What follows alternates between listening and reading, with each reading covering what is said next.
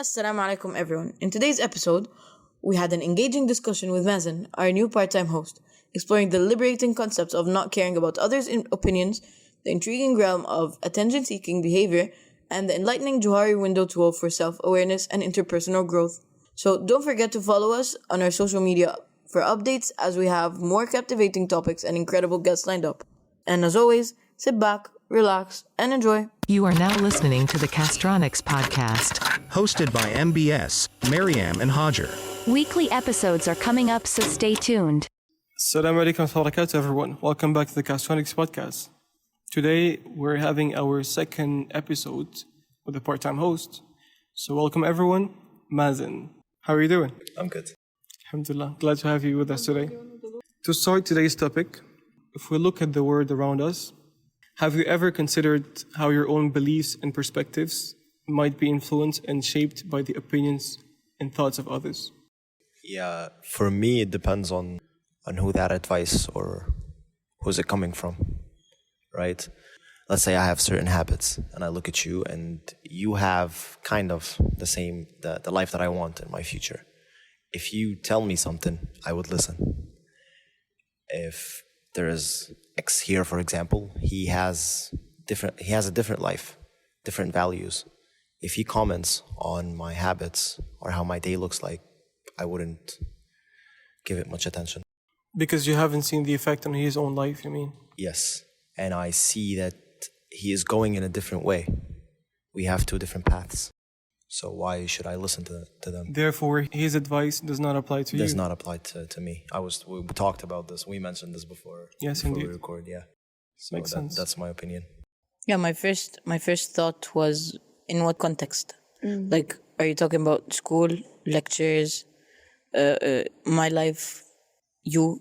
We're talking about in general, but you can apply it. Yeah, so like it depends. So like following people's opinions or like people's perspectives, I guess. Yes. Depends on the context. Yeah, you can listen to everything, but you have the choice to filter what you take in, because everyone has their own filter inside their brain. You choose what you take at heart, what you take in your brain, what you take note of, and you choose what you don't and what you ignore. And it all depends on you and how you've been brought up, and yeah. It's interesting how you say that, because just a few minutes ago I was talking with Mazen and we were discussing the fact that people should be aware, and you said picking up on some details, because someone can say something and be 90% wrong, but then you're going to miss out on those 10% correct just because you were not open to maybe his suggestions. He might not even have the same path as you said, he might be on a different kind of level or different field, but there is some truth in what he says. Just a point of listening in of itself, it prevents your mind from going stiff, right? As we said, the advice might not apply to your life, but just listen. You have nothing to lose, right? Maybe you gain a new perspective, maybe you don't, but you didn't miss on anything. You get the point? So like when you think about context, like what are TED Talks? It's basically people sharing their opinions and experiences. Indeed. But you go and look for them. You look for Not their really, opinions. they appear. You choose to listen or not, and when you listen, you choose to follow or not, and you choose to learn from them or not, or maybe you're just listening for fun. Something that we need to take note of is that our unconscious mind takes in everything, whether we want it or not. Conscious, yeah, you choose this or that, but like either you want it or not, everything's going inside also. Yeah, you need to be careful of what you listen to. Like, yeah, TED Talks, not all TED Talks are great. That's just an example, by the way. Yeah. Like the example I gave, not all TED Talks are great. We choose which TED Talk depending on the topic. Maybe the topic is nice, but like the speaker says something totally weird, doesn't follow our consciousness. But it still goes in our brain. Like we process everything, and somehow you'll find it appearing.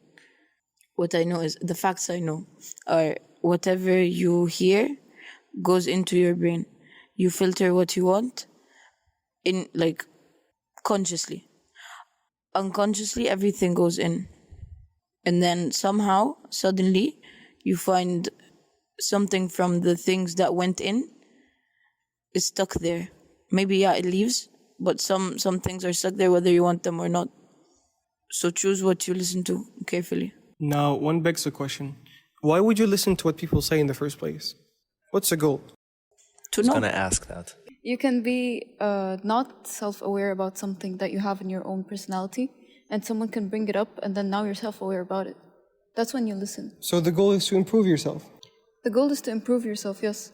But not everything, like you have to listen to everything someone says, but again, like Maryam said, you have to filter out what to take advice. Like for me, if it sounds convincing, then I'm like, oh, I'm gonna have to think about that. But then if it's not convincing enough for me, then I'm gonna be like, it goes in one ear and then leaves from another, literally. The point is, and I'm gonna answer your question in a while, but some of the things that you're not aware of are not going to exactly be convincing. It depends. If someone brought up a point, a new perspective, for example, obviously it's not gonna be convincing at first, but then when I think about it, oh, that sounds convincing because he brought up a point, or he or she brought up a point that's like supports his perspective. So I'm gonna still think about it and be like, oh, that makes sense. So it depends on you say that it depends on the person, or like who brought that up. Do you think so? I think, yeah, it does depend on the person and the points they bring up. I wanted to mention, she mentioned caring for the sake of achieving what you want to achieve, because we live in a society, like it or not, there are people around you. They affect you, like directly or indirectly. They affect you in a way. So caring, I see it as you should care about how you come across, right? If I'm sloppy, for example, I wouldn't be here. If I have certain reputations, I wouldn't be here. And me sitting in a podcast and talking is something that has been one of my dreams for the longest. So if I don't care how I come across, if I just like go and do whatever, I may not be here. Do you get the point? You need to shape your interactions depending on your surroundings. Your image. But then there is another side to this. Don't you ever feel like there is a pressure from other people on you to act a certain way? Because I think that's where the severity comes. You know, when people affect you in such a way that you need to change your whole personality, don't you think that that's ever problematic? It is. And I'm going to mention another point, which, to be honest, I don't know how to link it to the first point that I said, but I'm just going to mention it anyways, that opinions are just like respect. They're earned. You have to earn your opinion. Like you have to earn to look me in the eyes and say, oh, you do this, or don't do that, right? I don't think I can just listen to you for the sake of listening. Okay, I want to share something I learned. Go ahead. Okay, so first thing in NLP we took was something called... Why did I know that you were going to bring up NLP? Why did I know that? Because it's fun. Okay, so something called a Johari window. Basically, it's like you imagine a window, and then you have an open area, a blind spot, a hidden area, and an unknown. So the open area or arena, it's the things that you know about yourself and people know about you. And then you have the hidden area where you know about yourself, but people don't know about you. And then you have the blind spot where people know it about you, but you don't know it about you. And then you have the unknown. So the more that you, so our goal in life is to become self-aware, to become better. How do you do that? By making the open area bigger. How do you do that?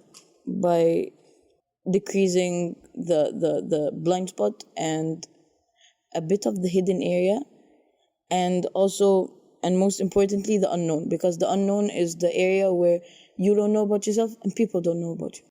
That's the unknown area. Unknown area. It's like no one knows it. So in order to Can you rationalize that? I want to understand what's that unknown part exactly. What is it about? So like when I see my daily interactions or my daily occupations, what is that characterized in? Not really sure. Wait. Have you ever learned a new skill? Let's say you learn 3D art, for example. At the start, there's like unknown. You don't know what you don't know, right? But then, as you learn a little bit, you start to know some things, and also you get to a point where you know what you don't know. That's like in a simplified way, what she said. But I like that kind of vision. So in a different perspective. yeah, see, so when we go back to the Islamic literature, there's a scholar that once said that the lowest level of knowledge is knowing nothing, thinking that you know everything. And once you know a bit more, you're going to realize that you know a little, but there is still a lot to know. And when you get to know a lot, you realize that you know nothing and that there is way more to learn. These are the 3 different levels of knowledge Yes. that I think about. Anyways, so back to the Johar window. So the more you become better is the more you decrease the unknown area, the hidden and the blind spot. The hidden, I don't like to decrease it so much. Like, I know what I know. Nobody needs to know what I know. That's a Mariam. Fair Never enough. mind. But like the blind spot, how do you decrease the blind spot? By asking people, by reflecting, by knowing stuff about you from people. Because again, the blind spot is the area where you don't know about yourself, but people know it. So how do you know that? You listen to people's opinions. But we don't listen to all people's opinions. We listen to, just like Mazen said, like people we trust, people that earned the right to give us that opinion. I want to mention this because yesterday I was speaking about this with Maryam. Maryam is one of the people I know that are actually incredibly self-aware. And so you said yesterday that to become more self-aware, you need to speak more to people. And then you go about to filter out what they say. No, so like what I meant was, for me, like personally, when I get these like realizations about myself or like patterns, it usually happens when I'm like talking about something to someone. It's usually like my dad or my friends and stuff. So I'm like, okay, so yeah, I did that and I always do that. And then my brain like, it's now used to me saying always. So I'm like, oh, always. So I always do that. So that's a pattern I do. How do I do this pattern? And then I keep retracing back to know what happens. The root cause of it. Yeah, it doesn't happen like just how I say it, but like it happens gradually. And I think it kept happening. So now I do it unconsciously, where I'm like, oh, I do this because I do that, and then I do this. You know what I mean? So like for example, like when I was talking about like my error mode, where I like think about the future a lot. So then I go into details a lot. So then I panic, and then I stop doing everything. Just stop doing, literally. I just err. And then I escape, do something else. Or like not do something else, but literally just I'm like, I just pause. So how did I come to the realization? Oh, I speak to people. I kept talking to like multiple people, and then my dad, for example, is like, don't label. So I'm like, oh, my error mode. That's not the thing I should label. But then after saying these things, I now know that I don't need to think about the future in details. Because when I think about the future in details, it pulls like the string of a loop that keeps going and going, and it's not a good loop. It's like something bad that happens to me, and then it stops me from progressing to go to the future. So do you get what I mean? I understand. By reflecting and talking to people, and then if you like see the pattern, then you know what's happening. How do you know that? You talk to people. I don't know, like it's weird. Or you put yourself in situations that you're not used to. That's like everyday life. But like then you reflect on these things. By reflecting, you understand. By understanding, you know more.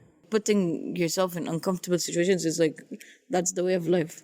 I don't know, like how many people I've Well, that's how you listened learn. to. Yeah. That's how you learn. Yeah. Because think of it this way.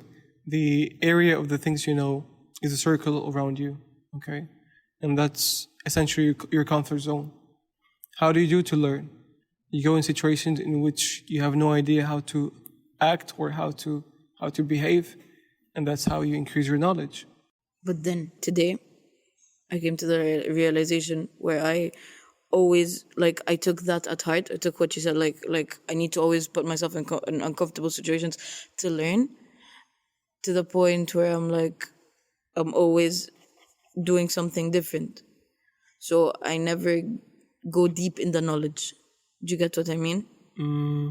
And then something I always talk about with my dad is like there are two types of knowledge.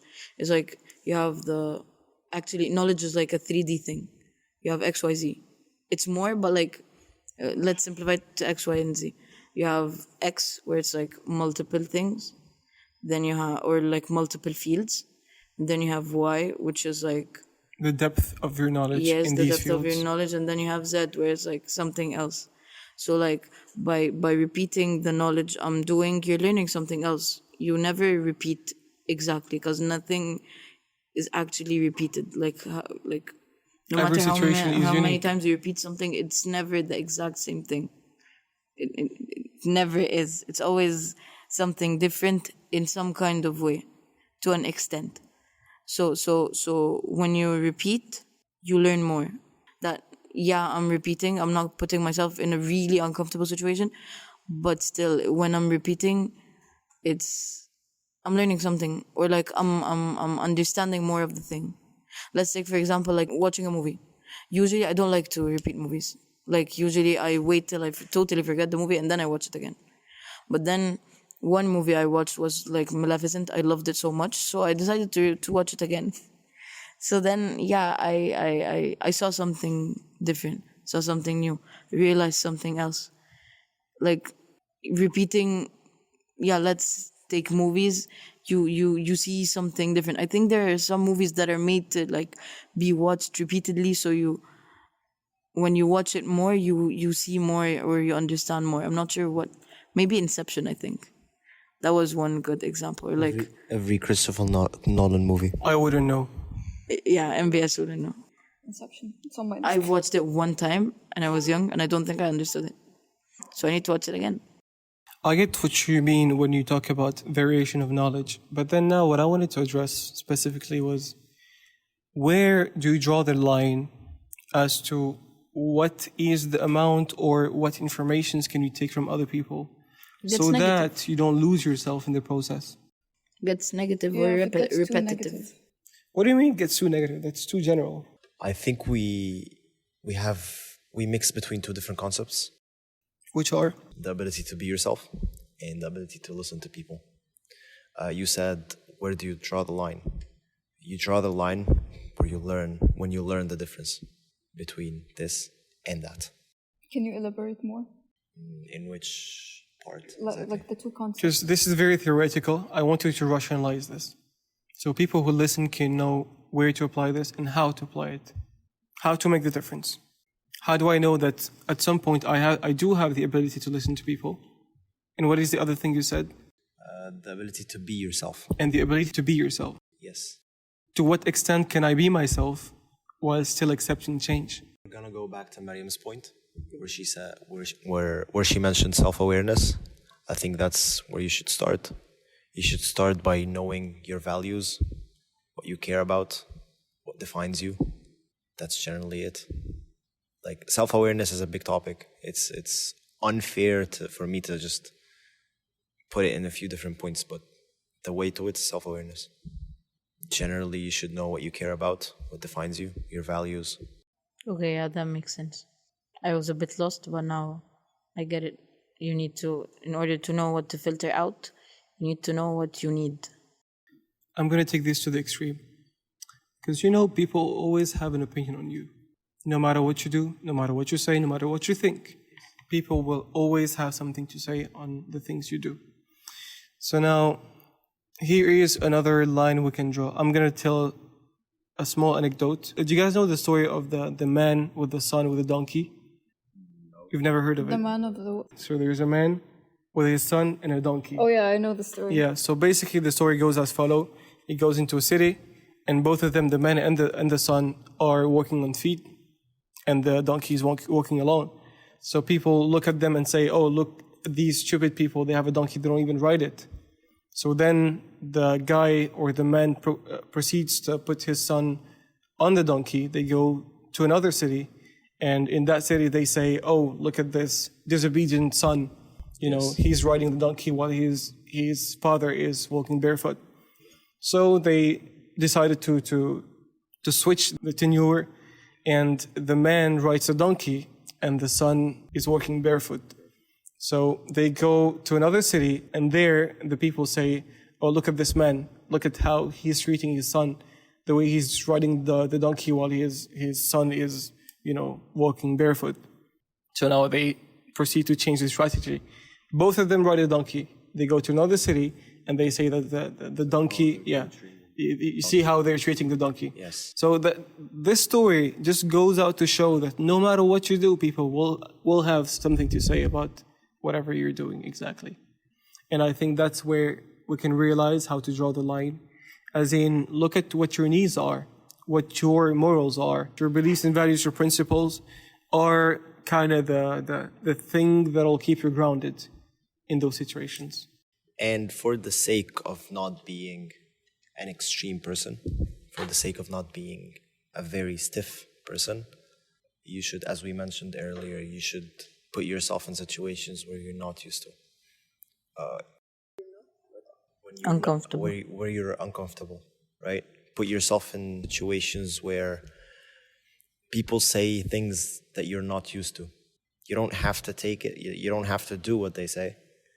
You don't have to believe in it. You just listen or think about it, reflect, as she said. Let's go back to the part where you said, where do you draw the line? Where do you think the line should be drawn? Where do I think? Yes. Okay. So here's my perception on it. And again, I'm going to go back on the religious basis. When people's thoughts are in such a manner that they prevent you from doing good Yes. and avoiding bad, that's a red area. When people's thoughts are in such a way that they encourage you to do more good and avoid evil, then that's a good sign. That's kind of how you know that people's thoughts can affect you in a positive or a negative way. That's where I see the line being drawn, basically. Does that make sense to you? Yes. Reiterating it, if it crosses your morals and beliefs, then no. If it follows your morals and beliefs, then yes. If people's influence avoid you from doing good, then that's bad. Just morals If people, if people's influence force you to do bad, that's also bad. If their influence propels you to do more good and less evil, then that's good. But how do you know? How do you know? Again, go back to your principles and morals. We as Muslims, our principles and morals are in the Islamic kind of ideology. So whatever we see as sins and good deeds are what's going to ground us. And other religions may have other kind of paradigms of thinking. But then it all comes down again to your beliefs and principles and how you apply them in your daily lives. Does that make sense? At the end of the day, you choose who your friends are and you choose your own circle. So choose wisely, as my dad used to say. He still does. Still the same. Yeah, because المرء على دين خليله. Exactly. فلينظر أحدكم من يخالل. Exactly too. That's the continuation of the thingy. The بتاع. The hadith. Anyways, the hadith. Oh my God. Okay, I want to mention the movement of not caring about people. So Be the devil's advocate. if we go, I want you to be the devil's advocate and show I'm gonna why would mention wild people. stuff. Wait, Yeah, and mention why would Don't rush people. Go ahead. and I want to know your opinions on that. So if we Google caring about people, okay, so 6 ways to care less about what others think. The simple way to stop caring about what others, how to stop caring what others think of you. This helped millions stop caring what people think. 5 ways to no. You know what I don't like about these websites? That's YouTube videos. Like, you know, same concept. You know what I don't like about them? Yes. Is they think in a very individualistic manner. Yes. You see, that was going to be my it's point. crazy how you see in modern days how people have become so selfish and so not aware, if we can say it this way. So you have self-aware and self-not aware. I'm going to invent this word, but in such a way Not aware. that okay, you don't care about what people say, but then You don't live alone. exactly, Yeah. you're not alone on this earth. Yeah. So you need to have a certain consideration for the people living around you. That's why whenever someone says like I don't care all the time, it just frustrates me so much. Like, bro, you have to care at some point.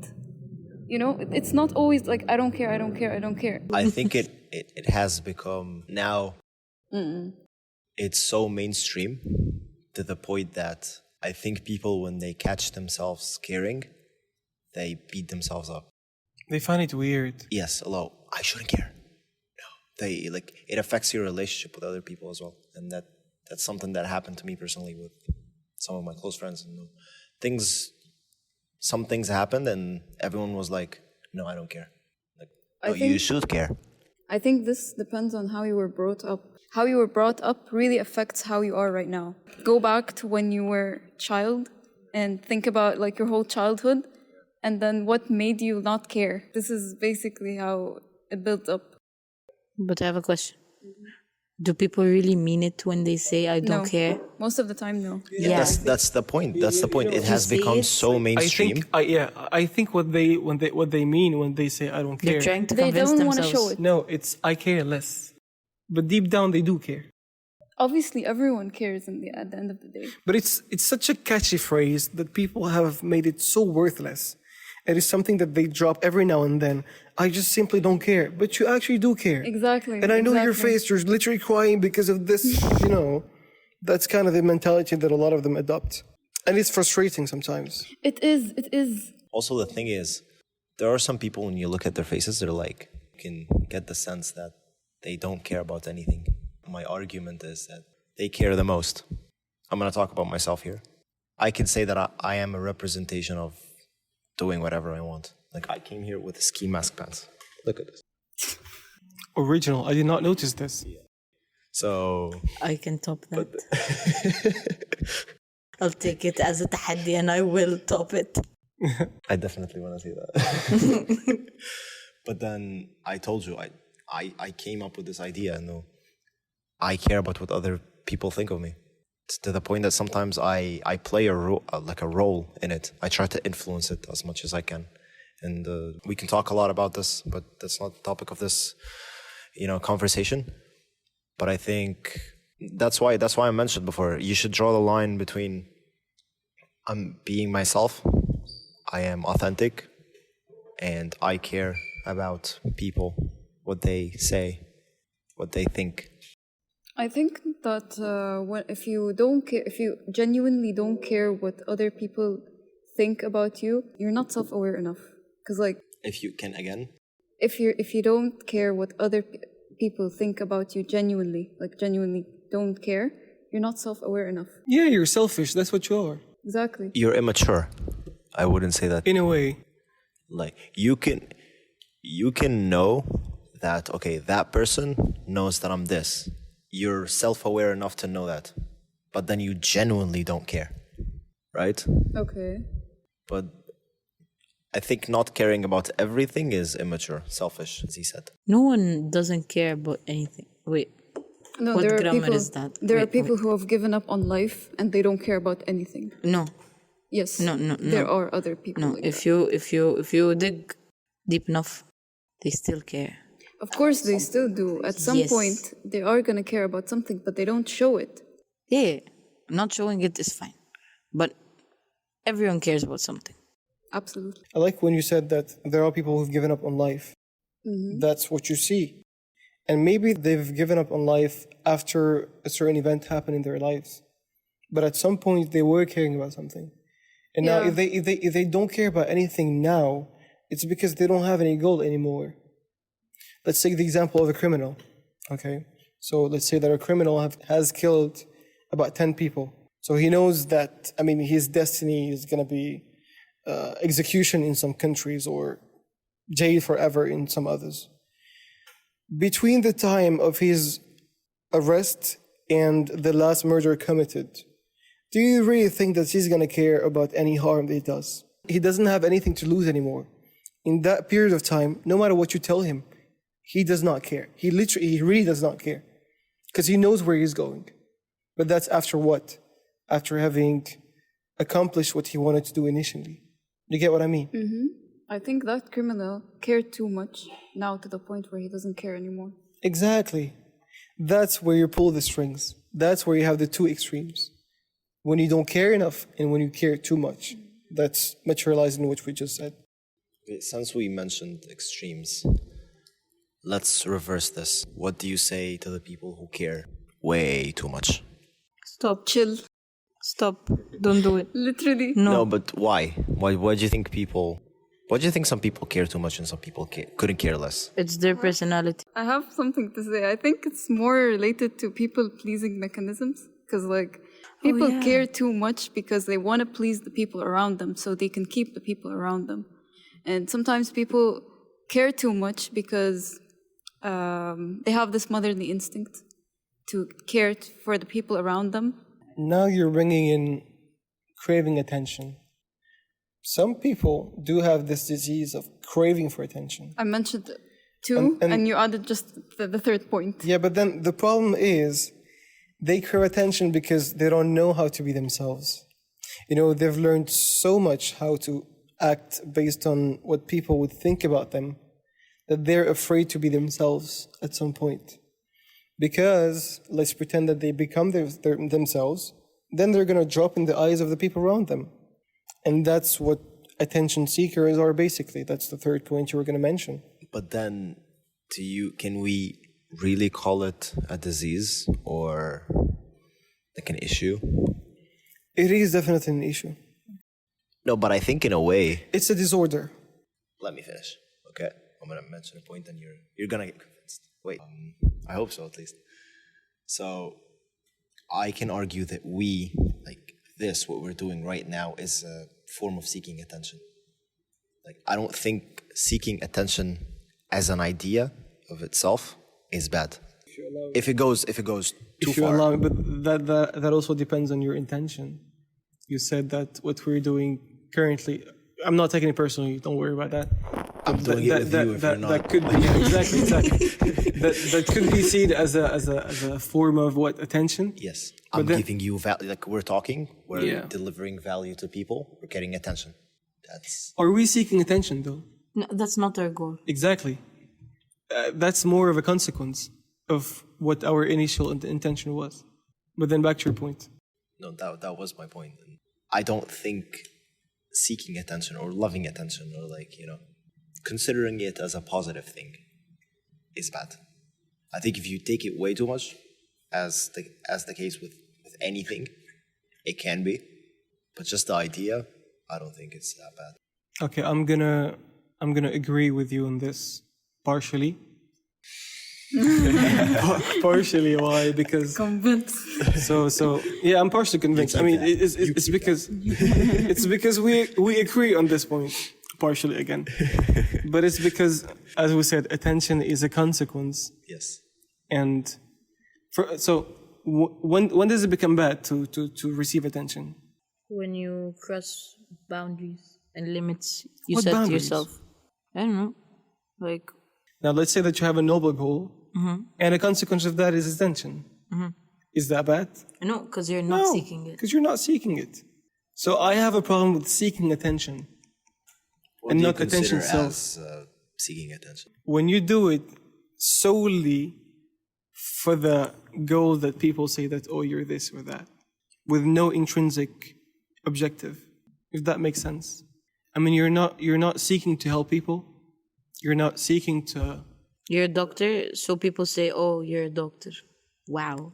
Not you're a doctor because save to help lives. people. Fair enough. That's what I think about seeking attention. That's why seeking attention in of itself is a bad thing. But then if it comes as a consequence of a greater cause, then sure, why not?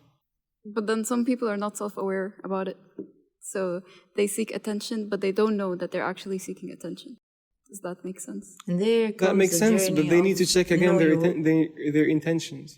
So you're saying that every decision we make, everything we do, every activity we do, it all goes back to the intentions. Yes. Yes. إنما الأعمال بالنيات. Yes. As the hadith says. So all deeds are forgot based about on the intentions of all deeds are based on one's intentions. So if your intention is bad, even if the thing you do is good, then overall the deed can be deemed bad.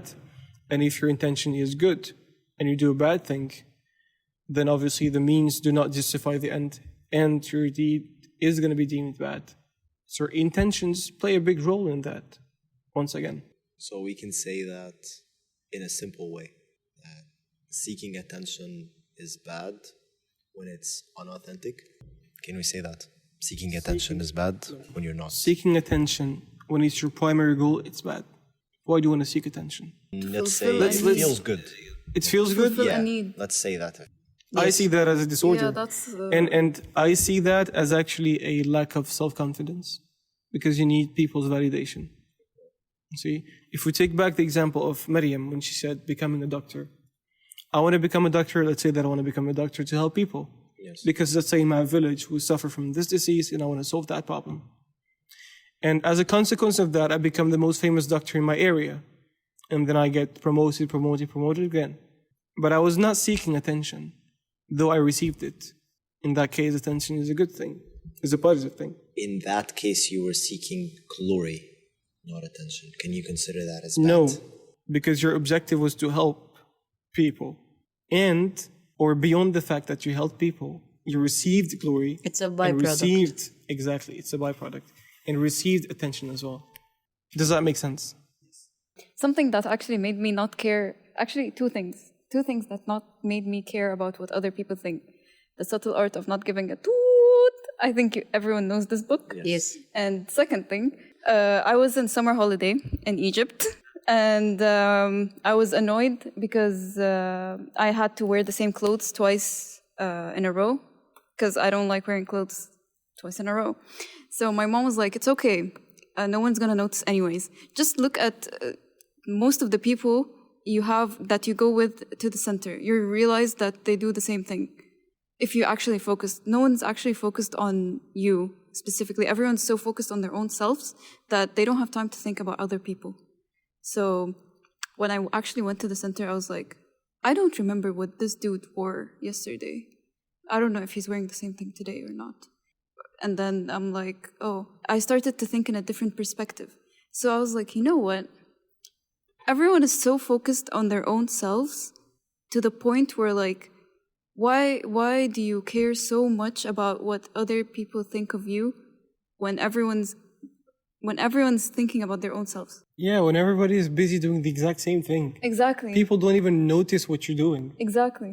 It's crazy how in your own mind you can blow things out of proportion and think that all eyes are on you. You think, yeah, that everyone, Whereby that's all not the eyes are on case. you. Yeah. But exactly. At the end of the day, no one really cares if you wear the same clothes 2 days in a row, 3 days in a row, a week in a row. No one really cares.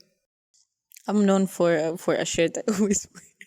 It's how I am identified as a Maryam. My checkered Same shirt, with my hijab. my red checkered shirt. Yeah. My question was, how did this all start, the idea of not caring? We saw before, when I opened my phone, all the videos about not caring. Why? Because people Because get at some hurt. point, people care too much to the point where they get hurt. And then they start not caring. They took it to the other extreme. And once they took it to the other extreme, They're like, why am I doing this? They thought Exactly. that the way to solve this problem is to go back to case one. Case one is another extreme, Yes. which is on the other side. So I think we should wrap this up by saying, where should people stand? In the middle. Balance. What is the middle? Not caring too much. Not caring too much. Care and- to an extent. To a reasonable extent.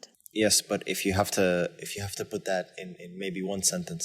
In summary, care about what people say as long as it does not go against your values and principles, and as long as it's improving you and not the other way around. When caring about what others think have a negative impact on you being yourself, and on you being good to other people, that's where you draw the line. Sometimes you being yourself is actually toxic. Like you can have like your own personality within your own personality, like toxic traits. It's like someone can point it out, and you're like, oh, you're just like, you start to think negatively about it. That's when you have to care about others, because you're hurting and you're going on to other people's rights. Yeah.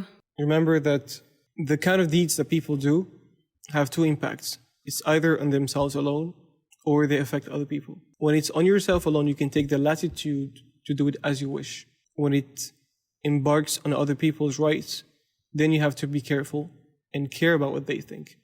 Because this specific action or deed does not only involve you, but it involves others as well. As always, stay in the middle. When you find yourself being extreme, just like try to be in the middle of everything. Don't go extremely negative or positive. Whether you see it negatively or positive, doesn't matter. Every episode we talk about, we always go back to the same point. I know, just right? stay in the middle. Don't Balance go to the is extreme. key. Yeah, balance is key. We should put that on our shirts. Balance is key. How to know that you're on the right track.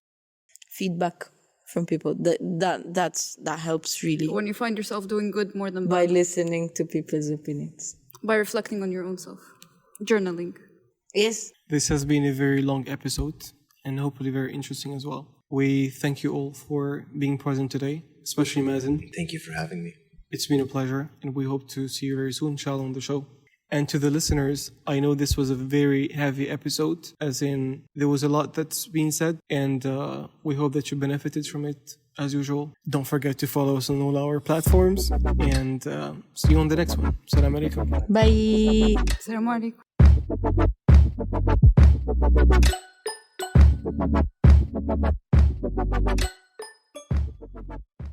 Yeah, follow me on Instagram, people. It's Razaladi. EETY. Razaladi. Cut. You got that right. Thank you so much for having me. You're welcome. Bye. Bye.